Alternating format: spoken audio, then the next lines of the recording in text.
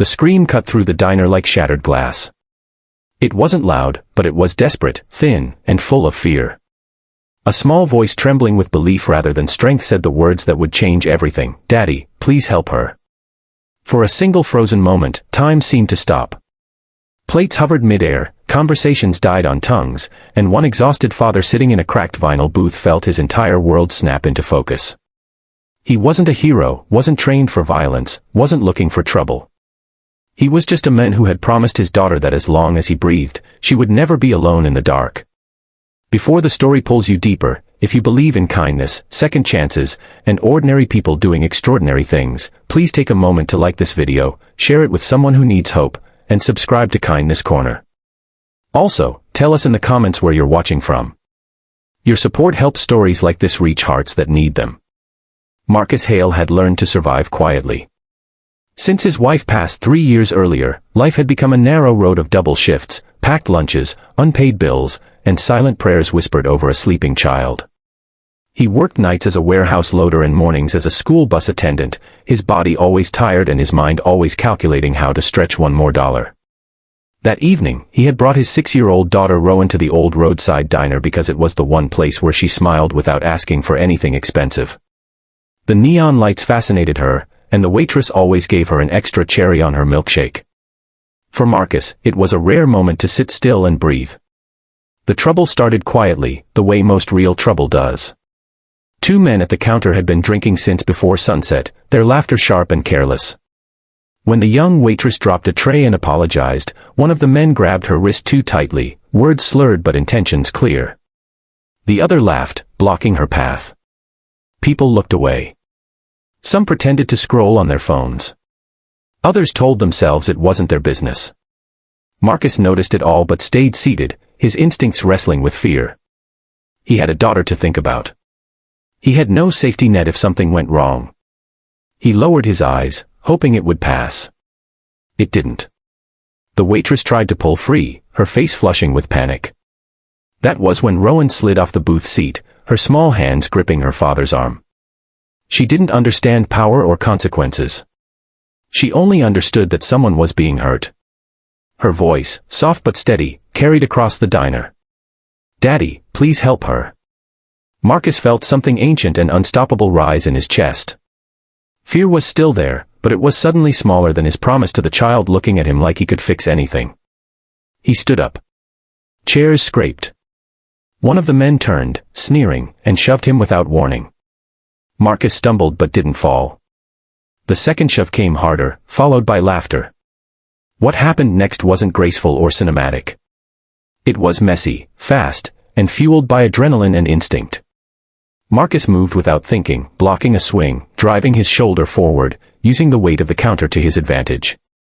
One man slipped, crashing into a stool.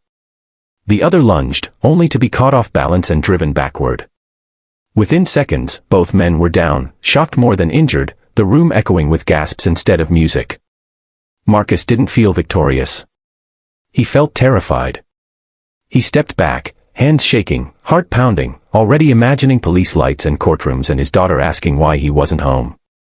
The manager called the authorities. The waitress cried quietly in the corner. Rowan stood frozen, eyes wide, not scared but confused.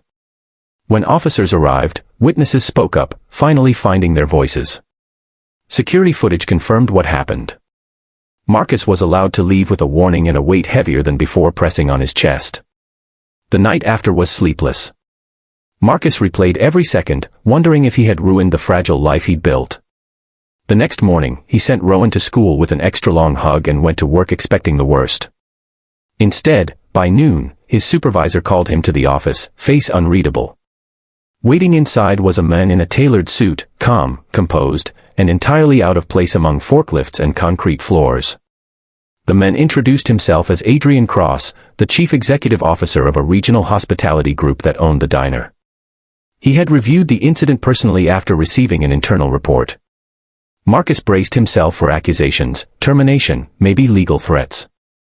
Instead, Adrian asked him to sit. He spoke about his own childhood, about growing up watching people look away when someone needed help, about how rare it was to see real courage without cameras or applause. Adrian explained that the waitress had been one paycheck away from losing her apartment. That night could have broken her completely. Instead, it restored her belief in people. He told Marcus that he wasn't there to punish him but to thank him. The company would cover any legal concerns, the waitress would receive support, and Marcus was being offered something unexpected, a stable, daytime position overseeing safety and training across multiple locations. A job with benefits, predictable hours, and enough pay to finally stop choosing between groceries and rent. Marcus didn't know how to respond. He thought of Rowan, of her small voice asking him to help, of the example he wanted to set without ever realizing the cost. His eyes burned as he nodded, overwhelmed not by relief alone but by the realization that doing the right thing had not destroyed him. It had changed everything. That evening, Marcus picked Rowan up from school earlier than usual. They went back to the diner, but this time they sat by the window. The waitress smiled when she saw them, a real smile this time, no fear behind it. Rowan waved proudly.